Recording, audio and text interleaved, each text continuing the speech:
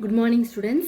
12th Maths Discrete Mathematics chapter exercise 12.2 அதாவது 6th second sum பார்க்க போகிறோம். ரொம்ப ஈஸி. ஆல்ரெடி நான் டேபிள் உங்களுக்கு வீடியோவாக போட்டிருக்கேன். Construct the truth table for the following. Second sum பாருங்க.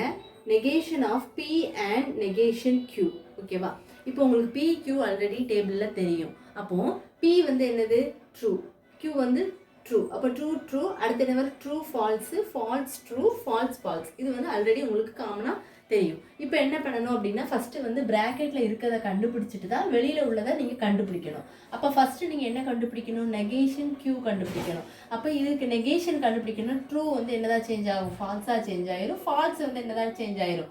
ட்ரூவாக சேஞ்ச் ஆயிரும். அடுத்து ட்ரூ ஃபால்ஸாக சேஞ்ச் ஆயிரும். ஃபால்ஸ் வந்து ட்ரூ. அப்போ உங்களுக்கு இந்த காலம் கண்டுபிடிச்சிடலாமா? அடுத்து நீங்கள் என்ன கண்டுபிடிக்கணும்? பிக்கும் நெகேஷன் Qக்கும் கண்டுபிடிக்கணும். அப்போ பியும் நெகேஷன் Q கண்டுபிடிக்கும் போது சென்டரில் என்ன இருக்குது? ஆண்ட். அப்போ ஆண்டுனா ரெண்டுமே நம்ம டேபிள் பார்த்துருக்கோம். ரெண்டுமே ட்ரூவாக இருந்தால் தான் ட்ரூ. அப்போ இதில் ரெண்டுமே ட்ரூவாக இருக்கிறதுனால இது மட்டும் தான் ட்ரூ.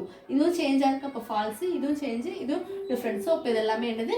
ஃபால்ஸ் வரும். இது மட்டும் ரெண்டுமே ட்ரூவாக இருக்கனால ட்ரூ. நெக்ஸ்ட் வந்து என்னது? இதுக்கு வந்து இந்த டேபிள் கண்டுபிடிச்சிட்டோம். இதுக்கு நீங்கள் நெகேஷன் கண்டுபிடிக்கணும். இந்த டேபிளுக்கு நீங்கள் நெகேஷன் கண்டுபிடிக்கும் போது ஃபால்ஸ் வந்து என்னது ஆயிரும்? ட்ரூ ஆயிரும். ட்ரூ என்னது? ஃபால்ஸ் ஆயிரும். ஃபால்ஸ் வந்து ட்ரூ. ஃபால்ஸ் வந்து இங்கே என்னது? ட்ரூ. இவ்வளோதான் இந்த வீடியோ. ஏதோ டவுட்ஸ் இருந்தால் கேளுங்க. ரொம்ப சிம்பிள், ஈஸி. உங்களுக்கு அந்த டேபிள் ஆல்ரெடி ஒரு 4 வீடியோ போட்டிருக்கேன். பை கண்டிஷனல், இம்ப்ளைஸ் ஒன்று, அப்புறம் என்னது கன்ஜெக்ஷன், டிஸ்ஜங்ஷன்.